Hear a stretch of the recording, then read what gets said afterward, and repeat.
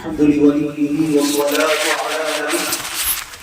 والوزن والعدل والفضل والنظم والعدل بالجزم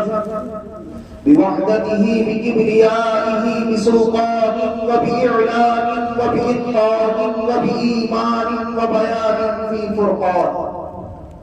وحده لا شريك له وحده بوحدة موحدا بوحدة موحدا بوحدة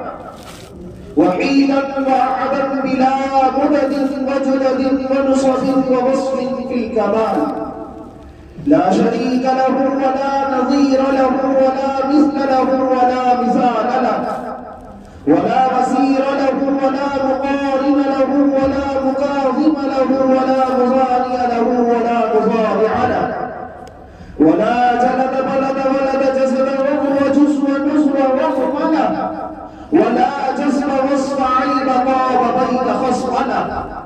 ولا مقارن له ولا مكاظم له ولا مضارع له ولا مضارع له ولا مناظر له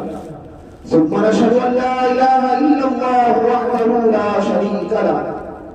من يشرك في ذاته وصفاته وعاداته وآياته أو يتبرك بغير من نبي وولي وتقي ونقي ونسيم وحسين وجميل وصغير وكبير فعليه الخسران والوبال ثم نشهد أن سيدنا وسندنا ونبينا ومولانا وأيدنا مخدومنا مقدومنا معصومنا مقصومنا مقصودنا أجدر الخلق جديرنا أعظم الخلق وأشرف الخلق وأحسن الخلق وأجمل الخلق وأكمل الخلق وأنور الخلق من الحسن والسدارة والولاية والحكاية والعناية والهداية والأمانة والإمامة أعلانا وأجلانا وأتقانا وأزهدنا وأوفقنا وأنورنا وأخطرنا وأكبرنا أحمر أنور أجدر أكفل أوفق أنور أجمل أكمل له ثم نشهد أن حبيب ربنا وصمدنا محبوب جدلنا ونزلنا إيماننا وبين فرقاننا هادي سبيلنا وعنق جدراننا وعدوة نظمة قدوة ركبة أسوة حسنة وبدلائلها القاهرة الغالبة الظاهرة الباطنة صعد إلى سدرة المنتهى في ليلة المعراج كشف الدجى ثم دنا فتدلى فكان قاب قوسين أو أدنى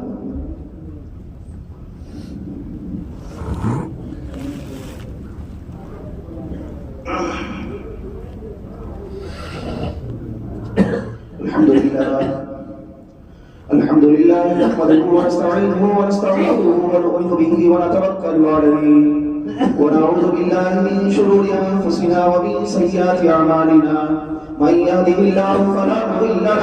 ومن يضلل فلا هادي له ونشهد أن لا إله إلا الله وحده لا شريك له